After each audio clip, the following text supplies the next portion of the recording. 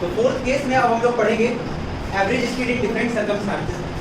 अभी तक जो पढ़ लिए थे उसमें ये पढ़े थे कि अगर एवरेज स्पीड निकालना है तो बस एक चीज याद रखो, total distance upon total time. ये सुनो, और सिंस कि अभी का मोशन हमारा स्ट्रेट लाइन में हो रहा है, और ये जो क्वेश्चन है तुमको इससे रिलेटेड क्वेश्चन भी तुमको पूछा जाएगा स्ट्रेट लाइन यानी काइनेमेटिक्स वाले ही चैप्टर में।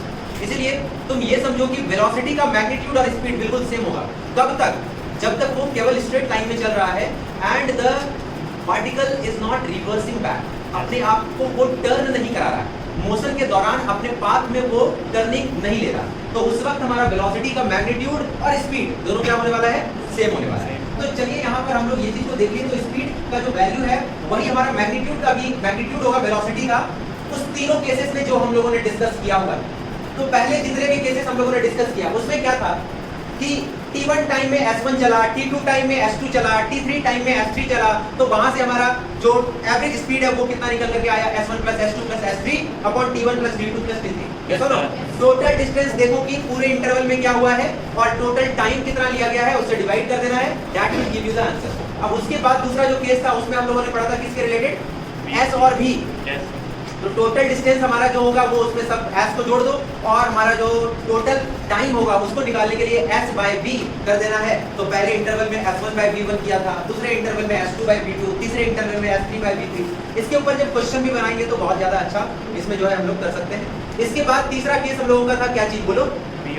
v और t। t1 टाइम तक वो v1 की रफ्तार से चला, t2 टाइम तक वो v2 की रफ्तार से चला, t3 टाइम तक के लिए वो v3 की रफ्तार से चला। तो यहाँ से हमको जो है टोटल डिस्टेंस निकालना था, तो क्या कर दिया? vt1 + v, v2 t2 + v3 t3 upon t1 + t2 + t3।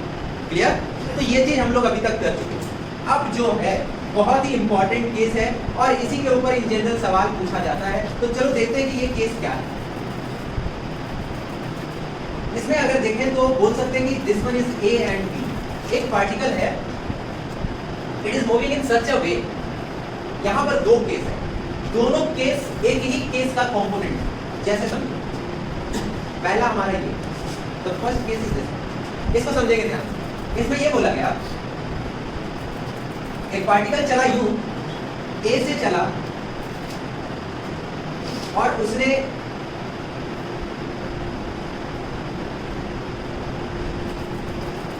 आधे डिस्टेंस को v1 के रफ्तार से तय किया और फिर आधे डिस्टेंस को उसने v2 के रफ्तार से तय किया। मतलब कि ये बिल्कुल इक्वल है। कहने का मतलब है यहाँ पर कि ये हमारा s/2 और ये भी हमारा कितना बोलो? s/2। या फिर इसको ये भी कह सकते हो कि ये s, ये s। मतलब a से b एक पार्टिकल ऐसा चला जिसमें कि उसने पहले आधे डिस्टेंस को v1 की स्पीड से कवर किया एंड देन द रेस्ट आधा वाला डिस्टेंस उसने v2 के स्पीड से कवर किया। तो यहाँ पर पूछा गया कि what will be the average velocity. तो क्या होगा हम लोगों का एवरेज वेलोसिटी और एवरेज स्पीड? तो एवरेज वेलोसिटी और एवरेज स्पीड इस केस में क्या होगा? तो देखो, तो average speed is equal to how much? बोलो, total distance by total time. Yes sir. तो यहाँ पर हम ये कह सकते हैं sir total distance by total time. तो सर टोटल डिस्टेंस यहाँ पर क्या हो गया सर? s/2 + s/2। अरे बोलो हाँ या ना? Yes sir. अब उसके बाद यहाँ पे नीचे आ जाएगा क्या? बोलो s/2 v1 + s/2 v2। अरे बोलो यार, समझ में आ रहा है? तो हम यहाँ से ये कह सकते हैं कि इतने के बराबर होगा। नाउ इसको फर्दर सॉल्व करने पे क्या मिलेगा? तो s/2 + s/2, can you right it S upon, बोलो यहाँ पर क्या हो जाएगा? अगर नीचे एलसीएम लिया जाए तो 2 × v1 × v2। बोलो यस और नो? Yes sir. अब यहाँ पर देखो 2 v1 है तो यहाँ पर क्या हो जाएगा? s × क्या बोलो? v2। और इधर क्या हो जाएगा? s × v1। तो भाई यहाँ पे हम लोग क्या चीज कह सकते हैं कि s अपॉन s को अगर कॉमन ले लिया जाए सर तो this will give v1 + v2। Okay, ये हो जाएगा अपॉन हो जाएगा हम लोगों का क्या बोलो? 2v1 v2। तो यहाँ से हम लिख सकते हैं s और s कैंसिल हो गया, मतलब 2v1 v2 v1 + v2। ठीक है। हालांकि अगर वहां पे सवाल दे दिया जाए तुमको, उसमें डाटा दे दिया जाए कि आधे डिस्टेंस को 20 km/h से किया और नेक्स्ट आधे को 10 km/h से किया, तो एवरेज स्पीड बताओ, तो तुम बिल्कुल ऐसा वाला मेथड लगा के यहीं पे वैल्यू को पुट करके सॉल्व करके निकाल लो, कोई दिक्कत नहीं है। याद रखो total distance by total time, बस इतना ही है एवरेज स्पीड। बट अगर तुम इसको याद रखते हो तो ये तुम्हारा टाइम सेव करेगा और इससे काफी चीजों को तुम आगे और भी चीजों को बहुत आसानी से बना सकते हो। जैसे यहाँ पर इस तरह का सवाल आए कि 20 से चला और फिर 10 से चला, तो सीधा सीधा पुट कर देंगे 2 × 20 × 10 अपॉन 20 + 10, मतलब कितना हो जाएगा बोलो 400 अपॉन क्या 30, तो क्या हो जाएगा 40/3 मीटर पर सेकंड किलोमीटर पर आवर जो भी है उसको हम लोग लगा देंगे। तो एक बात तो यहाँ पर ये हो गया कि this one give you the average speed, ये तुम्हारा मिल गया average speed. Now the question is कि तुमको बोला गया कि what is the average velocity, बिल्कुल ध्यान से सारे बच्चे इधर सुनेंगे कि what is the average velocity. अब तुमसे पूछा गया एवरेज वेलोसिटी, तो sir average velocity is a vector quantity it is having both the magnitude as well as direction. तो मैग्नीट्यूड की अगर हम लोग बात करें सर, तो मैग्नीट्यूड यहाँ से यहाँ अगर देखें तो पार्टिकल बिल्कुल स्ट्रेट लाइन में चला है, बोलो हाँ या ना। अगर स्ट्रेट लाइन में चला तो स्ट्रेट लाइन में उसका डिस्टेंस और डिस्प्लेसमेंट क्या बराबर होगा?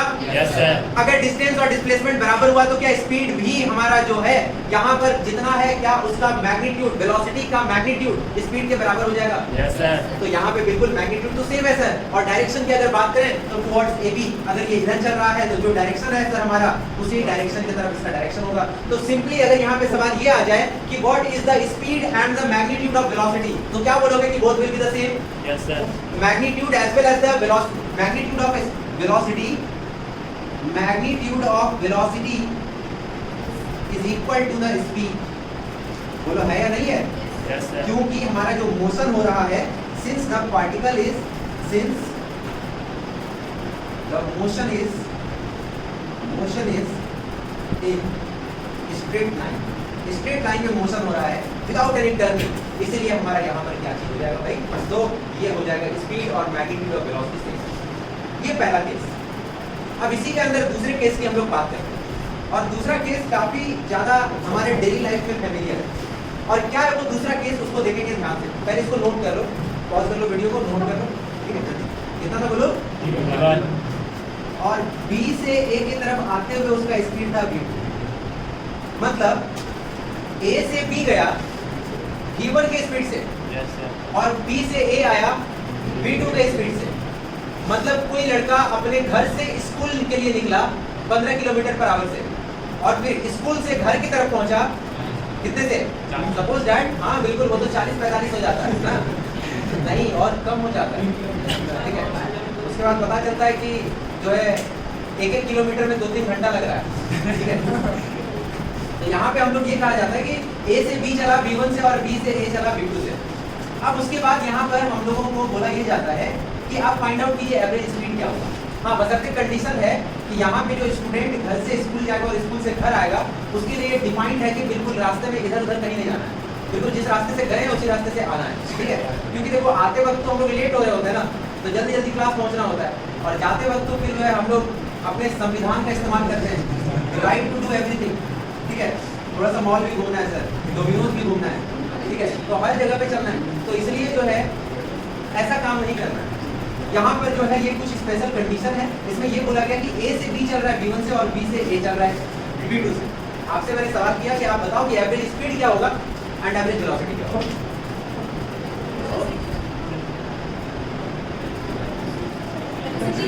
Video pause.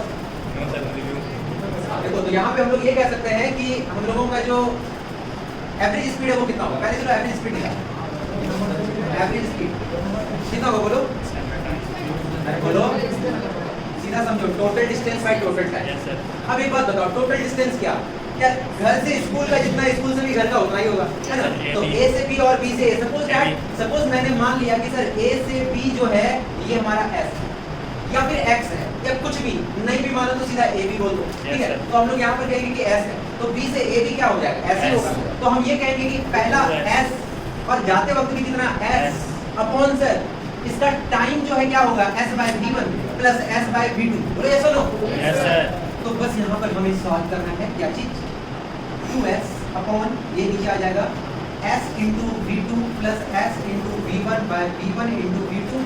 सर बहुत आसान हो गया, 2V1 V2 bye V1 plus V2। क्योंकि देखो यहाँ पर S को जब तुम कॉमन लोगे तो S कैंसिल हो जाएगा, 2V1 V2 bye V1 plus V2। अरे आ रहा है या नहीं?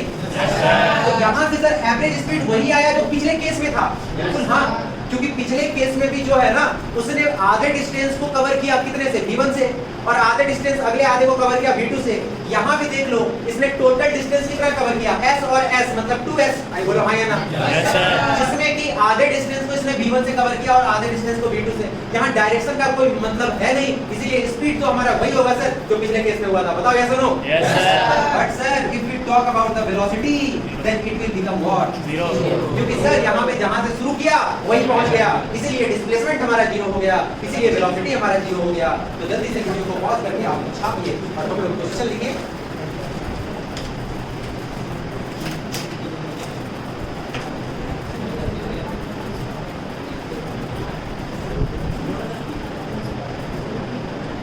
A student, देखो a student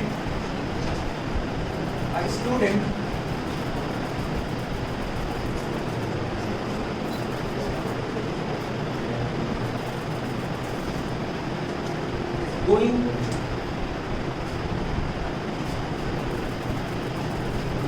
to school from home with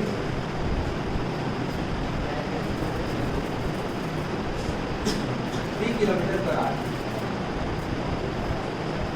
and return back from school to home with 2 kilometers per hour. Find the average speed and average velocity. Average speed और average velocity निकालना है।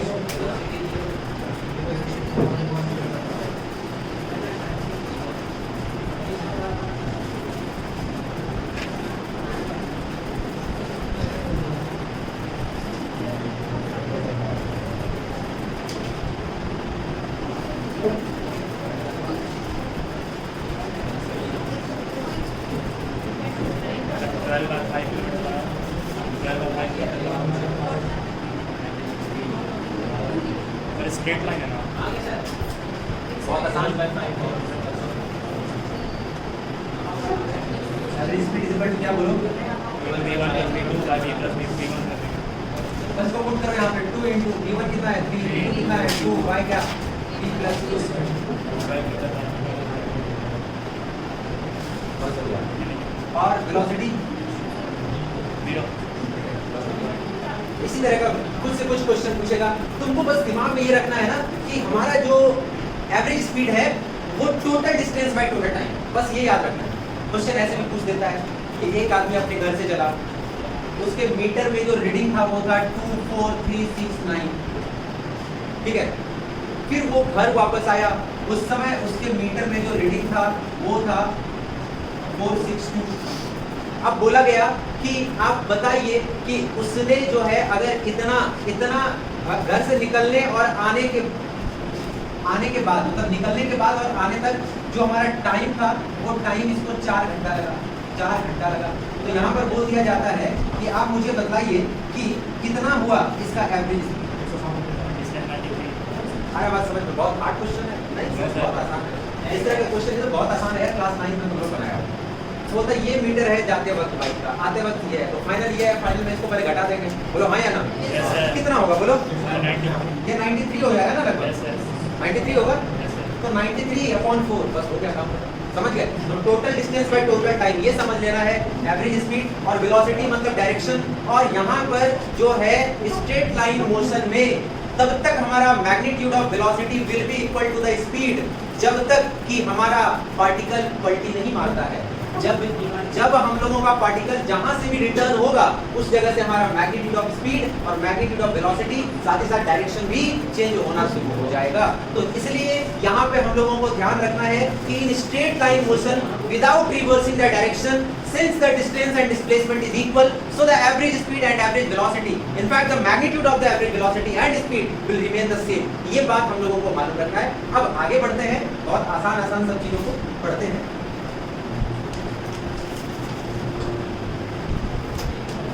Pause कर दो video. Suppose that हम लोगों को velocity का equation दे दिया गया, वेलोसिटी का इक्वेशन दे दिया गया टाइम के रेस्पेक्ट, और बोला गया कि आप किसी टाइम के लिए आप निकालिए कि टोटल डिस्प्लेसमेंट कितना है।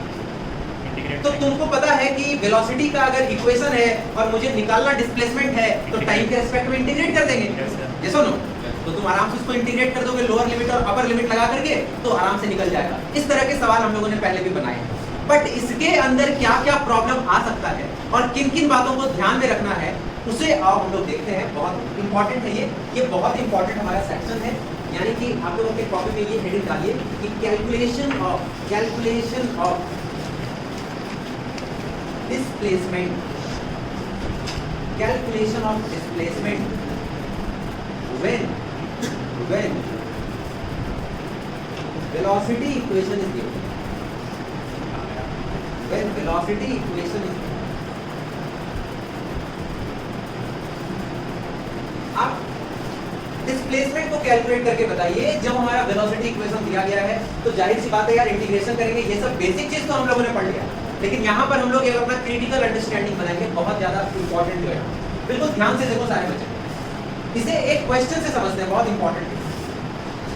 इसमें एक छोटा सा एक क्वेश्चन लेते हैं। क्वेश्चन ये है, if the Htt equation of A particle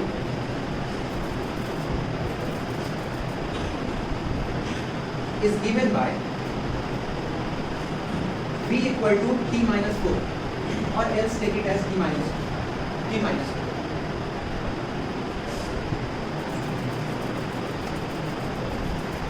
Then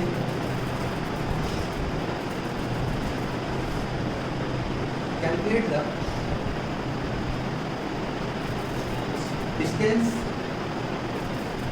and displacement in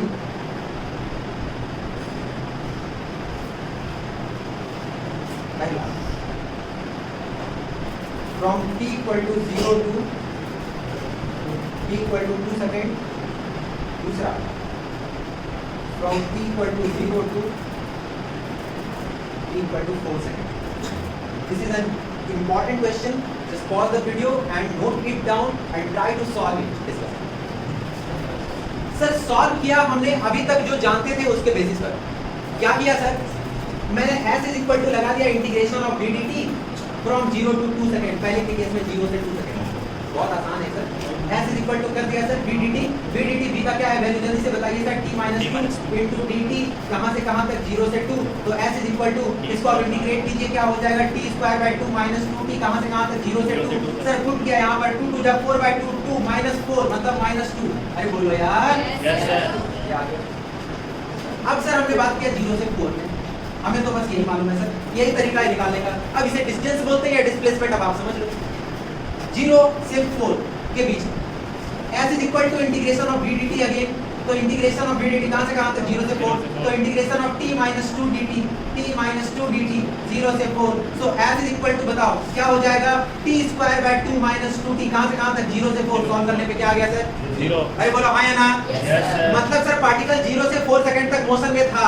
अगर पार्टिकल मोशन में है सर, अगर उसका 2 सेकंड में आया इतना वैल्यू, तो 4 सेकंड में उसका वैल्यू और ज्यादा आना चाहिए था, ये तो 0 हो गया। If you talk about the distance then we are only concerned with the magnitude, यहाँ पे साइन को हम ओमिट कर देते हैं। तो s इक्वल टू 2 मीटर, हमारा डिस्टेंस की अगर बात करें तो डिस्टेंस तो यहाँ पर सर मॉड ले लेंगे, that will be your distance, distance हमारा यहाँ पर 2 मीटर हो जाएगा, ठीक है सर। 2 सेकंड में अगर 2 मीटर डिस्टेंस हुआ और 4 सेकंड तक अगर कोई पार्टिकल चलता रहा है, तो सर किसी भी डायरेक्शन में चले वो, किसी भी डायरेक्शन में चले वो, कहीं भी चला जाए, डिस्टेंस तो उसके पूरे पाथ के लेंथ को ऐड करने पे मिलता है। बोलो यस और नो? Yes sir. इसका मतलब सर उसका डिस्टेंस तो 4 सेकंड में वो 2 मीटर से और ज्यादा होना चाहिए था, बट यहाँ पे तो सर 0 हो गया, ये तो 0 हो गया। अब सर क्या होगा, यहाँ पे डिस्टेंस हमने 4 सेकंड के अंदर पढ़ा तो ये देखा कि 0 के बराबर आ गया, और 2 सेकंड में सर 2 मीटर था। Yes, displacement can be equal to 0, but अब यहाँ पर हमको ये चीजों को ऑब्जर्व करने पर ये मिलता है, ये कंक्लूड कर पाते हैं कि जरूर सर अगर s का वैल्यू 4 सेकंड में 0 आया है, इसका मतलब डिस्प्लेसमेंट 0 है, जैसे हम लोगों ने वहां पर इंटीग्रेशन में जो पढ़ा था कि तुमको डिस्टेंस या डिस्प्लेसमेंट निकालने बोले, बस इंटीग्रेट कर दो, पुट कर दो टाइम का वैल्यू और निकल जाएगा। तो वहां पे हम जो मेथड यूज कर रहे थे, हमने डिस्टिंग्विश नहीं किया था कि क्या हम डिस्टेंस निकाल रहे हैं या डिस्प्लेसमेंट निकाल रहे हैं, क्योंकि हमें वहां पर उसके बारे में ज्यादा नॉलेज था नहीं। सिंस हमने डिस्टेंस और डिस्प्लेसमेंट पढ़ाई कर लिया है, इसीलिए डिस्टेंस और डिस्प्लेसमेंट के बारे में अब हम लोग ये बात कर सकते हैं कि सर यहाँ पे ऐसा देखा गया कि सर सिंपल इंटीग्रेशन केवल कर दिए, अगर जहां से जहां तक पूछा गया है, सिंपल इंटीग्रेशन हमको क्या रिजल्ट देता है, तो सीधा दिमाग में बिठा रहे हो डिस्प्लेसमेंट। मतलब कि 0 से लेकर के 4 सेकंड तक जो यहाँ पे तुमने कैलकुलेट किया इंटीग्रेट करके, 0 से 2 सेकंड तक जो तुमने कैलकुलेट किया इंटीग्रेट करके, ये जो तुमको मिल रहा है, दिस इज द डिस्प्लेसमेंट। ये है तुम्हारा डिस्प्लेसमेंट, यानी सीधा इंटीग्रेशन वेलोसिटी के इक्वेशन को टाइम के रेस्पेक्ट में कर देने से हमें जो मिलता है, दिस इज डिस्प्लेसमेंट। अब हमारे लिए ये चीज क्लियर हो गया। इसका मतलब sir time t equal to 4 second पर जाने के बाद ओवरऑल जो डिस्प्लेसमेंट बना पार्टिकल का, दैट वाज 0। और किसी भी पार्टिकल का किसी इंटरवल के दौरान, मोशन के दौरान, अगर हमारा शुरुआत से अंत तक में डिस्प्लेसमेंट 0 हो जाता है, ये क्या बतलाता है कि जहां से पार्टिकल स्टार्ट किया वहीं पहुंच गया। अरे बोलो यार, इसका मतलब एक बात तो कॉमन है कि पार्टिकल जरूर रास्ते में कहीं ना कहीं अपना डायरेक्शन मोड़ा है। बोलो हाँ या ना? इसका मतलब अगर वो अपने पोजीशन पर पहुंच गया फिर से, इसका मतलब वो कहीं ना कहीं से मुड़ा है, तब तो वापस उसी पोजीशन पे आया है। इसका मतलब अगर हमें ये पता चल जाए कि पार्टिकल कहां से मुड़ा है, तो हम आराम से डिस्टेंस और डिस्प्लेसमेंट कैलकुलेट कर सकते हैं। डिस्प्लेसमेंट कैलकुलेट करने के लिए हमको ये माइंड में रखने का जरूरत बिल्कुल भी नहीं है कि हमारा पार्टिकल स्ट्रेट लाइन में गया या फिर अपने डायरेक्शन को मुड़ा। डिस्प्लेसमेंट निकालने के लिए simply integrate the velocity equation with respect to time and put the limit, then you will get the displacement and this is as simple as this. ये बहुत आसान है इसके जैसा। हम यहाँ पर डिस्प्लेसमेंट निकालने के लिए कोई बड़ा यहाँ पे रॉकेट साइंस इस्तेमाल नहीं करेंगे। हम केवल ये दिमाग में रख लें कि डिस्प्लेसमेंट निकालने के लिए वेलोसिटी के इक्वेशन को सीधा सीधा इंटीग्रेट कर दीजिए टाइम के रेस्पेक्ट में, और जो भी इंटरवल पूछा गया है उसे लोअर लिमिट और अपर लिमिट के जैसा पुट कर दीजिए, आपका निकल जाएगा displacement. There is nothing to worry about the displacement. But when the question arises that what will be the distance, distance क्या होगा, तो उस जगह पर हमारे दिमाग में ये आना चाहिए कि पार्टिकल ने रास्ते में कहीं पे टर्निंग किया है या नहीं किया है। अगर टर्निंग किया है तो डिस्टेंस और डिस्प्लेसमेंट अलग अलग हो जाएगा, जैसा हम लोग सब जानते हैं। अरे हाँ या ना? yes, अगर कोई पार्टिकल ऐसे यहाँ से चला और घूम के फिर यहीं पर पहुंच गया, तो बताओ यार, इसका डिस्प्लेसमेंट तो 0 हो गया, लेकिन क्या डिस्टेंस 0 होगा? नहीं सर, ये प्लस ये दोनों करेंगे तो डिस्टेंस निकलेगा। बोलो हाँ या ना? yes, तो इसका मतलब ये हो गया सर कि हमको ये दिमाग में रखना पड़ेगा पार्टिकल पलटी मारा या नहीं मारा। अब ये कैसे पता लगेगा कि पार्टिकल पलटी मारा या नहीं मारा? तो हमारे पास एक कैरेक्टरिस्टिक पॉइंट है, एक कैरेक्टरिस्टिक प्रॉपर्टी है। जिस जगह से पार्टिकल पलटी मारता है वहां उसका वेलोसिटी 0 होगा। yes, sir. बोलो हाँ या ना? yes, sir. और अगर उसका वेलोसिटी 0 हो गया उस जगह पर जहां पे कि वो पलटी मारा है, तो आप देखिए वेलोसिटी के इक्वेशन को, अगर आपने वेलोसिटी के इक्वेशन को 0 पुट कर दिया, तो बताओ क्या तुम्हें यहाँ से वो टाइम पता चल गया जिस टाइम पे पलटी मारा? yes, sir. अरे बोलो हाँ या ना? yes, sir. यानी जहां से टर्निंग मारा वो टाइम तुम्हें पता चल गया।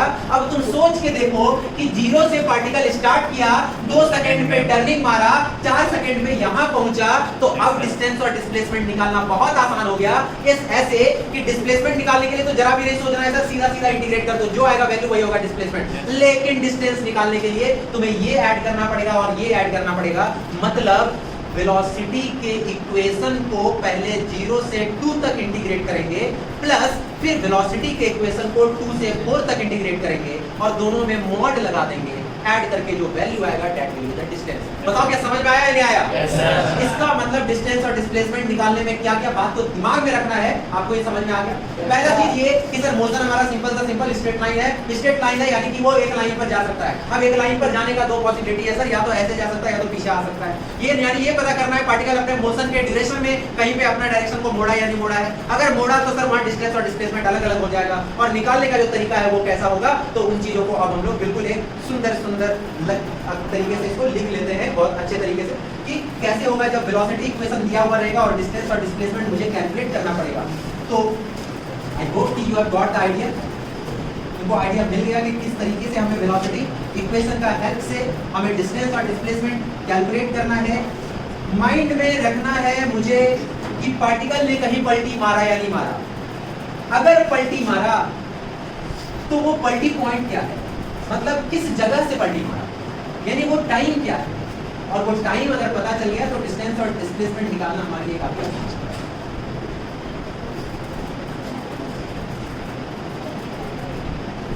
कैलकुलेशन ऑफ क्या है, calculation of displacement when velocity equation is given. इसमें हमारा ये आता है दो केस। पहला केस ये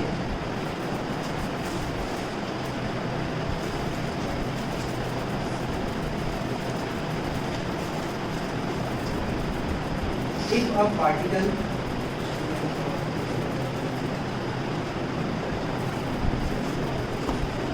is moving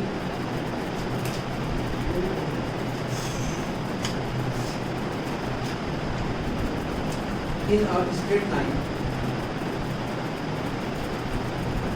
without reversing the direction, without reversing the direction,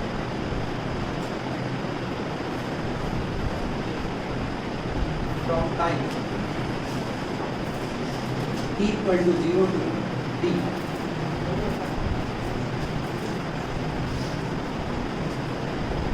then पहला केस ये सुनो, यहाँ पे ध्यान से, एक पार्टिकल चला यहाँ से यहाँ तक t equal to 0 से t equal to t, बिल्कुल ऐसे, कहीं भी इसने पलटी नहीं मारा, कहीं भी रिवर्स नहीं किया। तो इस केस में बताओ बिल्कुल स्ट्रेट है। Yes sir. डिस्टेंस डिस्प्लेसमेंट दोनों बराबर। Yes sir. तो यहाँ पर हम ये कह सकते हैं सर कि डिस्टेंस जो होगा sir, distance will be equal to displacement का mod will be equal to integration of क्या v dt 0 से t। सीधा सीधा आप जो है ऐसे लगा दीजिए, डिस्टेंस जो है ऐसे लगा दीजिए। ये हो गया डिस्टेंस और ये हो गया डिस्टेंस, विदाउट एनी कंफ्यूजन आप सीधा सीधा इसको लगा। जब पार्टिकल रिवर्स नहीं कर रहा है, जब वो रास्ते में कहीं पलटी नहीं मार रहा है, लेकिन अगर पलटी मारेगा तो फिर दिक्कत है। कैसे, तो उन चीज़ों को हम लोग देखते हैं। ठीक है, नोट कर लिए। Yes sir. तो चलो अब दूसरा है कि if a particle is moving in a straight line, straight line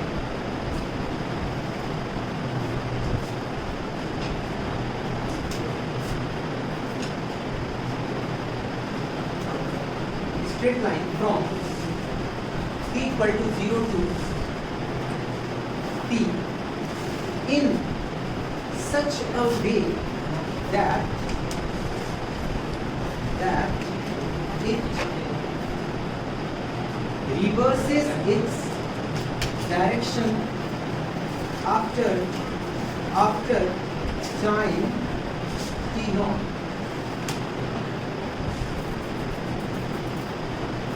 Then मतलब कि कोई एक पार्टिकल चला यहाँ से और यूं चला और ऐसे आ गया इस जगह पर, यानी ये है हमारा t इक्वल टू 0 और ये है हमारा t and this position is t not. ठीक है, तो इस केस में हमारा जो है पहला ये आता है कि sir you need not to worry about finding the displacement. Just for displacement you put the integration sign and integrate is from 0 to t and you will get the displacement। Then पहला displacement तो बिना किसी चिंता के ही तुम निकाल सकते हो। ठीक है, then displacement कहाँ से कहाँ तक है ये, from t equal to 0 to, मतलब total displacement निकालना है तो ये तरीका है, ऐसे लगा दीजिए। displacement के लिए कोई चिंता नहीं, बट अगर distance की बात आती है तो आपको सोचना पड़ेगा। क्या सोचना पड़ेगा, यानी दूसरे में हमको डिस्टेंस निकालने के लिए ये सोचना पड़ेगा।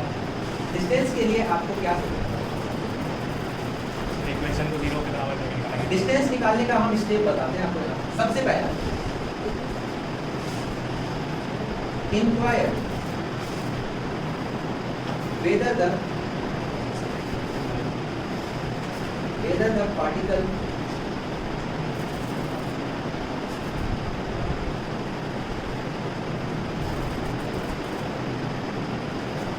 has taken a turn or not during the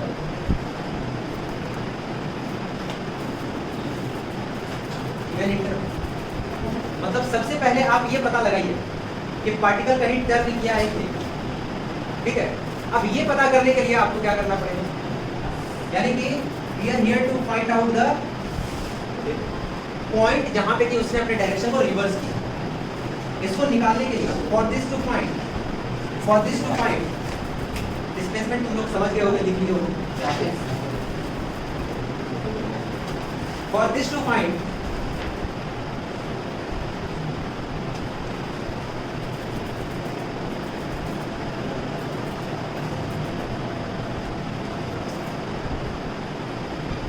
put v equal to 0, v equal to 0। अब यहां पर देखो बात क्या आता है, v equal to 0 को तो तुमको क्या निकल गया, तुमको क्या मिल गया, you got from here you got the turning point। तुमने क्या दे लिया, टर्निंग पॉइंट, मतलब कि यहां से तुमको t का वैल्यू पता है ना, t नहीं इनफैक्ट ये बोले t नॉट। अब t नॉट एक बार जब तुमको पता चल गया, ठीक है, तो अब तुम यहां से एक काम ये कर सकते हो कि डिस्टेंस निकालने के लिए आप कीजिए integration of v dt from 0 से t नॉट प्लस क्या चीज, इंटीग्रेशन फ्रॉम t नॉट से t v dt। अभी ये खत्म नहीं हुआ है, ध्यान से सुनना होगा, ये मॉड के अंदर रखेंगे क्योंकि मतलब मॉडुलस उसको क्वालिटी बना देगा, डिस्टेंस पॉजिटिव होगा। ध्यान से सुनो, यहाँ पे ये बात है कि आप यहाँ पे देखिए कि उस ड्यूरेशन में जो आपका गिवन टाइम इंटरवल है, उस ड्यूरेशन में पार्टिकल हमारा टर्न किया है या नहीं। और टर्न करने के बाद ये जो t नॉट का वैल्यू आया, ये जो t नॉट का वैल्यू आया, the given condition is that t not must be less than this t। ऐसा नहीं कि सर जीरो करके t का वैल्यू कुछ भी आया, हम सीधा सीधा उसको पुट करके यहाँ पर इंटीग्रेट करेंगे। मतलब मेरा कहने का क्या है, उसको ध्यान से सुनो। मतलब यहाँ पर ये है कि अगर हम तुमको एक क्वेश्चन दें और बोले कि वेलोसिटी का इक्वेशन है v = t-6, कितना है बोलो, v = t-6। अब तुमको डिस्टेंस और डिस्प्लेसमेंट निकालने के लिए बोले, कहां से कहां तक, 0 से 4 सेकंड तक। तो एक बात बताओ, जैसे तुम निकालने के लिए जाओगे तो तुम यहाँ पर डिस्टेंस निकालते टाइम तुम्हारे दिमाग में ये हिट करेगा कि हमको टर्निंग पॉइंट निकालना है। उसके लिए तुम v = 0 पुट करोगे, तो यहाँ से t का वैल्यू कितना मिल रहा है तुमको, 6। मतलब 6 सेकंड पे जाकर के वो मुड़ रहा है। अब तुमको निकालने कहां तक बोला, 4 सेकंड तक। 4 सेकंड में मुड़ा है क्या, नहीं सर, मतलब कि 4 सेकंड तक या 6 सेकंड तक भी निकालने बोलता तो डिस्टेंस और डिस्प्लेसमेंट बराबर रहता, बोलो हाँ या ना। और जैसे ही बोलता 7 सेकंड तक निकालिए तो 0 से 6 प्लस 6 से 7, समझ में आया। अगर बोलता 0 से 8 निकालिए तो 0 से 6 प्लस 6 से 8, मतलब समझ में आ रहा होगा। बस ये मेथड को अगर अपने दिमाग में हमने सेट कर लिया तो फिर वेलोसिटी के इक्वेशन से रिलेटेड डिस्टेंस और डिस्प्लेसमेंट का कोई भी सवाल आपसे नहीं छूट सकता है, आप आसानी से बना सकते हो। इस तरह के क्वेश्चन कई बार जेईई में भी पूछे गए हैं और नीट में भी पूछे गए हैं। यानी कि सबसे पहला टॉपिक हमने ऐसा पढ़ा अभी तक काइनेमेटिक्स के अंदर जहां से कि क्वेश्चन आया है, ठीक है। यानी कि ये आपका बहुत इंपॉर्टेंट है। इसके पहले आपने जितना भी चीज पढ़ा वो कहीं ना कहीं आप 9th में भी पढ़ रखे हैं, ठीक है, प्रीवियस क्लासेस में आपने जान रखा है। तो ये आपके लिए नया था इंटीग्रेशन जानना, और इंटीग्रेशन के हेल्प से आपने डिस्टेंस और डिस्प्लेसमेंट के कॉन्सेप्ट को बहुत बेहतर तरीके से समझा, ठीक है। अपना अंडरस्टैंडिंग हमेशा अच्छा रखेंगे कोई भी टॉपिक के रिगार्डिंग, तभी हम क्वेश्चन को अच्छे से समझ के बना पाएंगे। और रिवीजन तुम्हारा बहुत अच्छा बेस्ट फ्रेंड है, तुम रिवीजन को बिल्कुल मत छोड़ो, रिवीजन लगातार करते रहो। जल्दी से आप इसे नोट कीजिए। और इसके ऊपर कैसा क्वेश्चन हो सकता है सर, बहुत सारा क्वेश्चन ऐसा हो सकता है, आपको हम वो एक क्वेश्चन है उस पर बना लेना। एक और क्वेश्चन देख रहे हैं, v = t² - 4। Okay, find the distance and displacement from t = 0 to t = 4 second. 0 से 4 के बीच में निकालना है तुमको क्या चीज, डिस्टेंस और डिस्प्लेसमेंट। सबसे पहला काम क्या करें, इंटीग्रेट कर देंगे सीधा सीधा। पहले डिस्प्लेसमेंट के लिए तो कुछ नहीं सोचना, इंटीग्रेट। यस सर, डिस्टेंस के लिए क्या करोगे, v को 0 के बराबर करेंगे, पता करेंगे कहीं से मुड़ा है या नहीं। उसके लिए v को 0, v को जैसे तुमने 0 किया तो देखो क्या आ गया।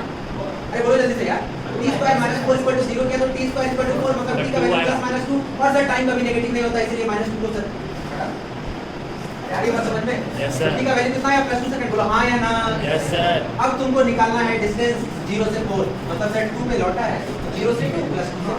अरे बोलो हाँ या ना। Yes sir. अब उसके बाद केवल तुमको कैलकुलेशन करना है।